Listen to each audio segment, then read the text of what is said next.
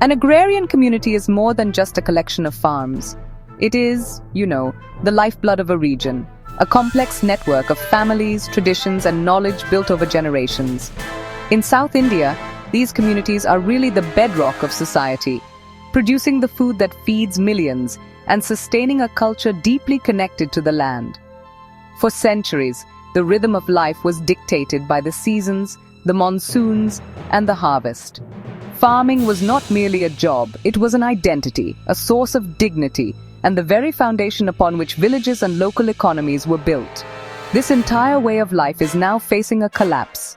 The importance of these communities cannot be overstated. They are stewards of the land, holding ancestral knowledge of local crops, soil types, and water sources. This knowledge is a priceless resource, far more nuanced than any top-down agricultural policy. These communities also form a social safety net, where neighbors support each other through difficult times, sharing labor, seeds, and resources. When a farmer thrives, the entire village benefits, from the local shopkeeper to the artisan. The health of the agrarian community is a direct indicator of the health of the rural economy and the cultural vitality of the region. But today, this fabric is unraveling at an alarming pace. The very identity of being a farmer is seen as a liability, not a source of pride. Families who have tilled the same soil for generations now actively discourage their children from following in their footsteps. They see no future in it. The social bonds that once held these communities together are fraying under the immense pressure of economic failure and environmental uncertainty. The village is no longer a place of opportunity, but a trap of debt and despair, forcing a painful re-evaluation of a life once held sacred. The crisis is not a single event, but a slow, grinding process of erosion. It is the culmination of decades of neglect, flawed policies, and a fundamental disconnect between the policymakers in distant cities and the realities on the ground. The collapse we are witnessing is not just an economic story. It is a human tragedy unfolding across the vast rural landscapes of South India. It is the story of lost livelihoods, fractured families, and a generation turning its back on the land because the land, and the systems governing it, can no longer sustain them. Government policies, often designed with good intentions, have become a primary driver of the agrarian crisis. For decades, the focus has been overwhelmingly on a few select crops, mainly rice and wheat, through guaranteed minimum support prices and heavy subsidies. While this ensured national food security, it pushed farmers into a dangerous monoculture trap. They were encouraged to abandon traditional, diverse, and climate-resilient crops in favor of water-intensive staples. This lack of diversification makes farmers incredibly vulnerable. When the price of that one crop falls or the harvest fails, they have no alternative to fall back on, leading to financial ruin.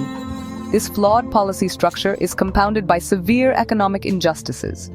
The farmer is squeezed from both ends. On one side, the cost of inputs, seeds, fertilizers, pesticides, and machinery has skyrocketed. These prices are set by large corporations, leaving the farmer with no bargaining power. On the other side, the price they receive for their produce remains unpredictably low and often fails to cover their basic costs of production. The promised minimum support price often doesn't apply to all crops or is inaccessible due to a lack of formal market systems, especially in many parts of the South. Farmers are forced to sell to middlemen at exploitative rates. This imbalance inevitably leads to a crushing cycle of debt.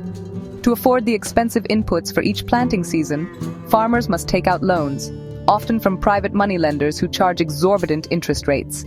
A single bad season, a failed monsoon, a pest attack, or a price crash is all it takes to make repayment impossible. The debt from one season rolls over to the next, accumulating interest and trapping the family in a financial vice from which there is little hope of escape. This indebtedness is not a sign of poor financial management.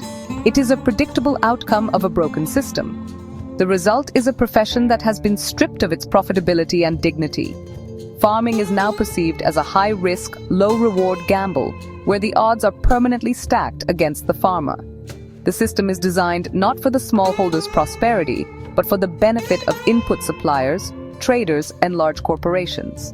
The farmer bears all the risk of climate and market volatility, while the profits are siphoned off by others in the supply chain.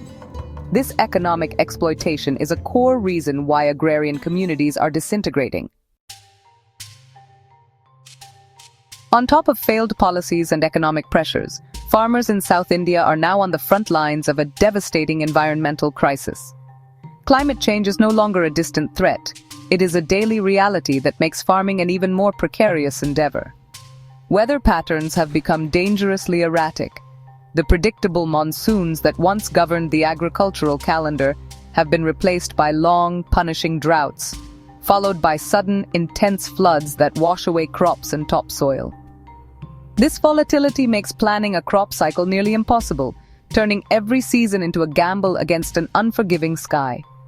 Water, the most essential resource for agriculture, has become increasingly scarce. Decades of policies promoting water-guzzling crops like paddy have led to the severe depletion of groundwater levels. Bore wells are being dug deeper and deeper, yet many run dry, leaving farmers with no water for their fields. Rivers and traditional irrigation tanks have also shrunk due to poor rainfall and mismanagement of water resources. The lack of investment in sustainable water management, such as rainwater harvesting and watershed restoration, has left entire regions vulnerable to drought, turning once fertile lands barren. The land itself is suffering. The overuse of chemical fertilizers and pesticides, pushed by industrial agriculture, has degraded soil health, stripping it of essential nutrients and microbes. This leads to diminishing yields, forcing farmers to use even more chemicals to get the same output, further increasing their costs and poisoning the land. In coastal areas, unregulated practices like intensive shrimp farming have led to increased soil salinity, making the land unfit for traditional cultivation. The very foundation of farming, healthy soil and clean water, is being systematically destroyed. This environmental assault creates a vicious feedback loop. Climate change causes crop failures, which deepens farmer debt. The debt forces farmers to adopt short-term, unsustainable practices to maximize yield, which further degrades the environment and makes them even more vulnerable to the next climate shock. They are caught in a downward spiral, where ecological collapse and economic ruin fuel each other. For a farmer whose entire life depends on the health of the land and the predictability of the weather, this constant environmental uncertainty is a source of immense stress and hopelessness. The combined weight of these crises has triggered a profound social breakdown, most visible in the mass exodus of young people from their villages. Farming is now seen as a profession without a future, associated with poverty, risk, and a lack of social respect. Parents who have spent their lives farming now tell their children to leave, to find any job in the city, no matter how menial, rather than be trapped in the same cycle of struggle. India lost 9 million farmers between 2001 and 2010, and surveys show that almost no rural youth aspires to be a farmer today. This generational abandonment is emptying villages of their youth and vitality. The consequences of this collapse are devastating. As people migrate to urban centers in search of work, they often end up in overcrowded slums, working low-wage, insecure jobs. This migration fractures families and weakens the community bonds that were once the strength of rural life. Back in the villages, poverty deepens. The absence of a younger generation means there is less labor for farming and less support for the elderly. The social status of farming families has plummeted to the point where many find it difficult to arrange marriages for their children, as no one wants to marry into a life of agricultural uncertainty. To save these vital communities, immediate and systemic solutions are required. The government must move beyond its narrow focus on a few crops and legally guarantee a remunerative minimum support price for a diverse range of produce, ensuring farmers can cover their costs and earn a dignified living. Providing access to low interest, formal credit is crucial to breaking the stranglehold of private moneylenders. Substantial public investment is needed in rural infrastructure, particularly in sustainable water management systems like rainwater harvesting and micro-irrigation, to build resilience against climate change. Ultimately, the goal must be to restore dignity and profitability to farming. This involves promoting agroecology, supporting farmer-producer organizations to increase their collective bargaining power, and formalizing land tenancy to ensure that those who work the land can access benefits. We must create a system where a farmer's knowledge is valued, their risks are minimized, and their contribution to society is rewarded. Without such fundamental changes, we will not only witness the end of our agrarian communities, but also jeopardize the food security and cultural soul of the nation.